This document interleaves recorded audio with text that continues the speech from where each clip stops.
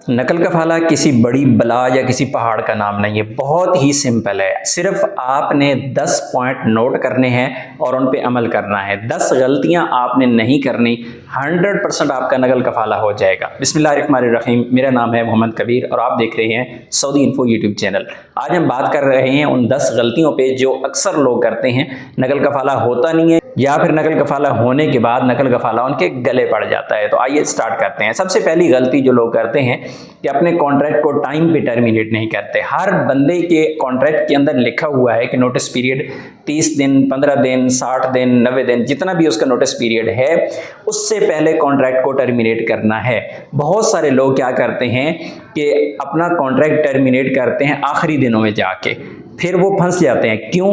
अगर आपका notice period 60 दिन है और आपने 60 दिन से पहले कॉन्ट्रैक्ट टर्मिनेट नहीं किया, जिस दिन आपके 59 दिन बाकी रह जाएंगे आपका कॉन्ट्रैक्ट ऑटो रिन्यूअल की तरफ चला जाएगा।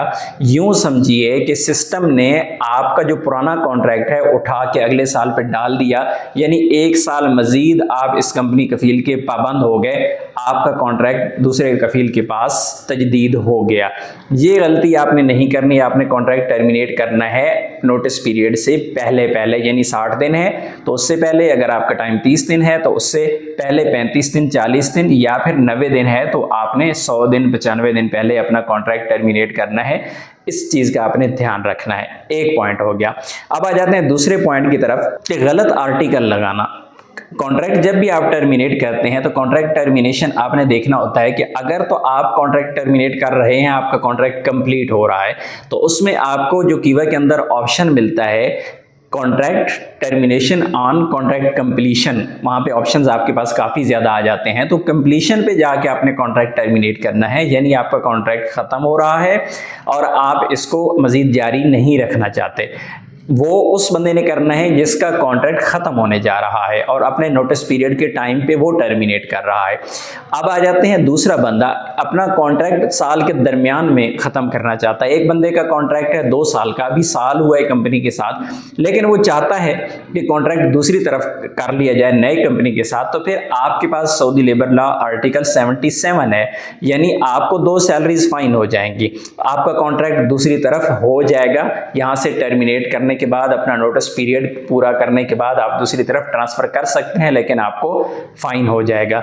इसी तरह बहुत सारे लोग क्या होते हैं कि वो कफीलों ने, कंपनियों ने इतना जलील करके रखा होता है कि एक तो बदतमीजी होती है, बदअखलाकी होती है, सैलरीज टाइम पे मिलती नहीं है, काम जो है एक बंदे का एक काम है उससे 10-10 काम लिए जा रहे हैं, ऐसे ऐसे काम लिए जा रहे हैं जो आपके प्रोफेशन से मुतल्लिका ही नहीं है। तो ऐसे लोगों के लिए जो आर्टिकल है वो है 81 का यूज करके आप टर्मिनेट करके फौरी तौर पे आप ट्रांसफर दूसरी तरफ कर सकते हैं।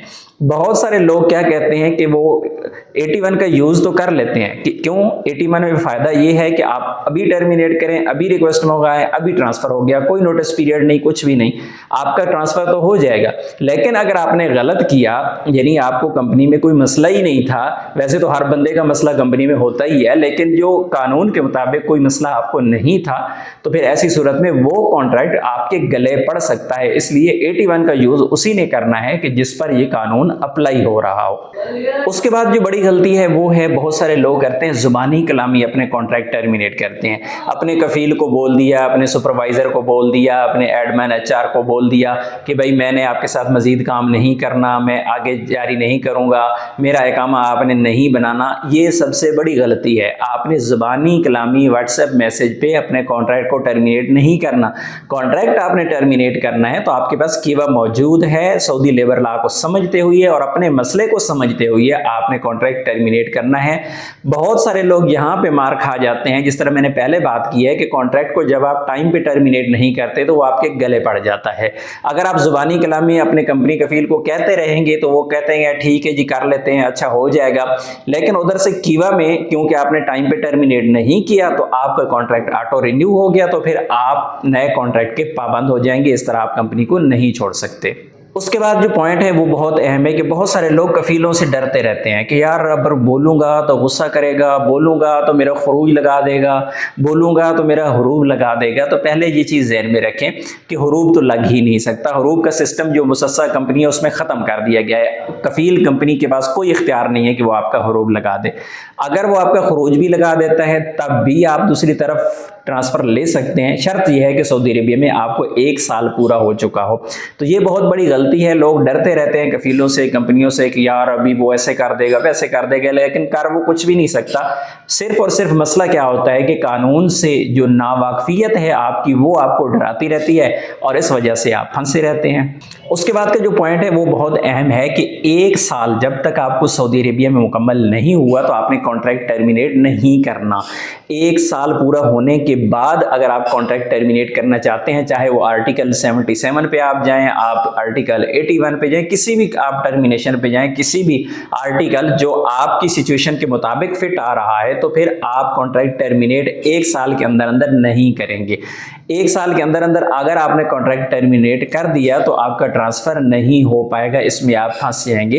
1 साल आपने कफील कंपनी के साथ गुजारना है। 1 साल के अंदर अंदर नकल कफाला का तरीका ये होता है कि आप सऊदीया में पहुंचे, आपके कफील कंपनी ने 90 दिन के अंदर आपका इकामा नहीं बनाया, आप इकामा नंबर निकाल के दूसरी तरफ आप ट्रांसफ़र ले सकते हैं। एक सूरत तो ये होती है।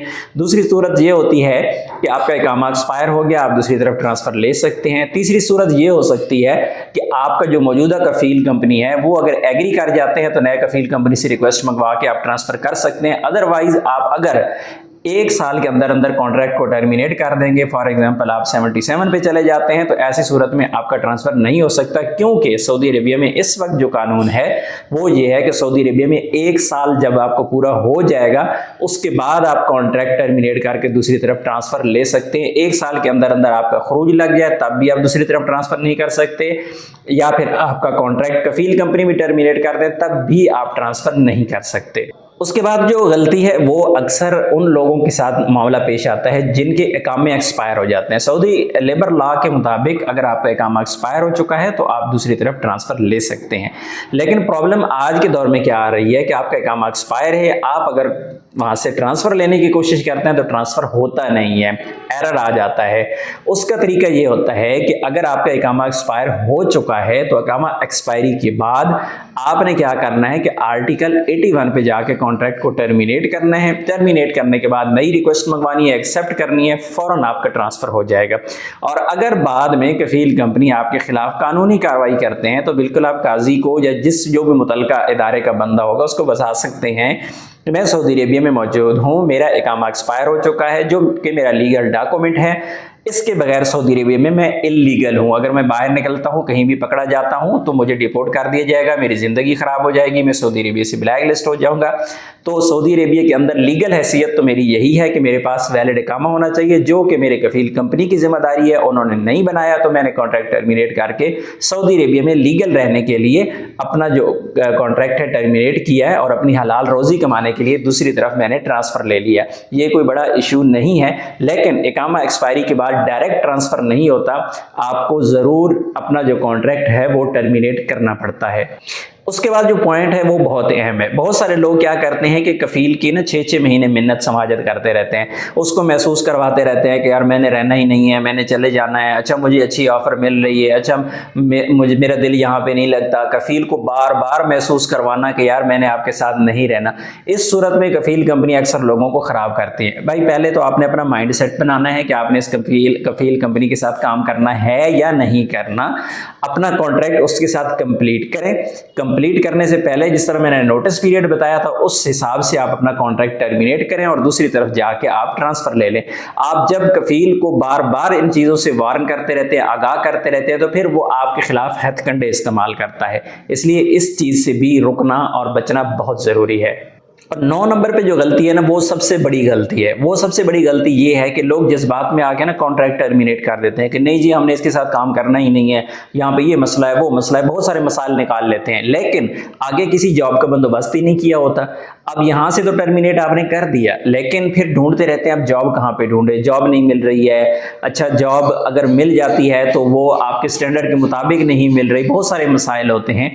तो फिर क्या होता है कि आप जॉब ढूंढते ढूंढते ना आप 60 दिन अपने गुजार बैठते हैं, 30 दिन, जितना भी आपके पास टाइम होता है वो टाइम जब आप गुजार देते हैं तो फिर आप ऑटो हरूब की तरफ चले जाते हैं।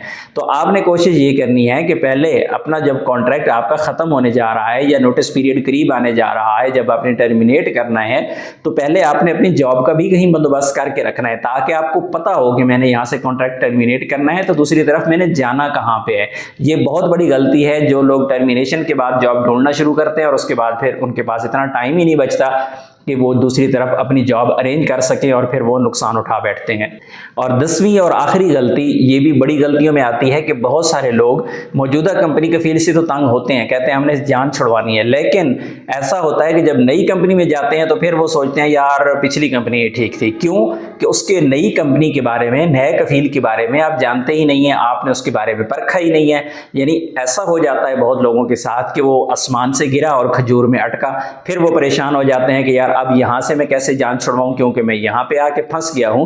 तो ये भी आपकी जिम्मेदारी होती है कि कॉन्ट्रैक्ट टर्मिनेशन से पहले या दूसरी तरफ ट्रांसफर से पहले जो नए कफील कंपनी है उसके बारे में भी आपके पास मुकम्मल इंफॉर्मेशन होनी चाहिए और आपको पता होना चाहिए कि वहां का माहौल, वहां का काम, वहां के जो सिस्टम्स हैं, क्या आप उनको फॉलो कर पाएंगे, क्या वो आपके फायदे में हैं, तो फिर ही आप दूसरी तरफ ट्रांसफर लेके जाएं। अच्छा, ये तो थी वो गलतियां जो आप ट्रांसफर लेते हुए करते हैं, लेकिन एक गलती जो आपने कभी भी जिंदगी में नहीं करनी, जब नया कॉन्ट्रैक्ट कर रहे हैं तो वहां पे आपने हर चीज को नोट करना है, पढ़ना है, स्टडी करना है, देखना है।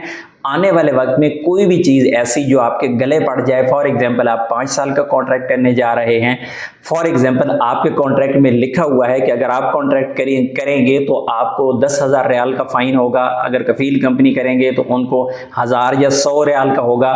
बहुत लोगों के साथ ऐसा हो रहा है कि वहाँ पे फिगर मिलती जुलती लिखते हैं। अगर कफील कॉन्ट्रैक्ट टर्मिनेट करेगा तो 5000 है, उसके आगे 2 जीरो डाल दिए, अगर वर्कर टर्मिनेट करेगा तो उसके आगे 4 जीरो डाल दिए। बंदा समझता है कि ये भी 500 है, वो भी 500 है, लेकिन उसके अंदर जीरो ज्यादा लगे होते हैं। बहुत सारे लोग यहाँ पे भी धोखा खा रहे हैं। कॉन्ट्रैक्ट करते वक्त हर चीज का ध्यान रखना जरूरी है कि आपने इसके साथ एक ही साल गुजारना है या 2 ही साल गुजारने हैं, तो उसमें कोई भी कॉन्ट्रैक्ट में ऐसा पॉइंट नहीं होना चाहिए जो आपके बाद में गले पड़ जाए। उम्मीद है आज की इन्फॉर्मेशन आपको अच्छी लगी होगी। मिलते हैं नेक्स्ट वीडियो में, तब तक के लिए इजाजत दीजिए। अल्लाह हाफिज।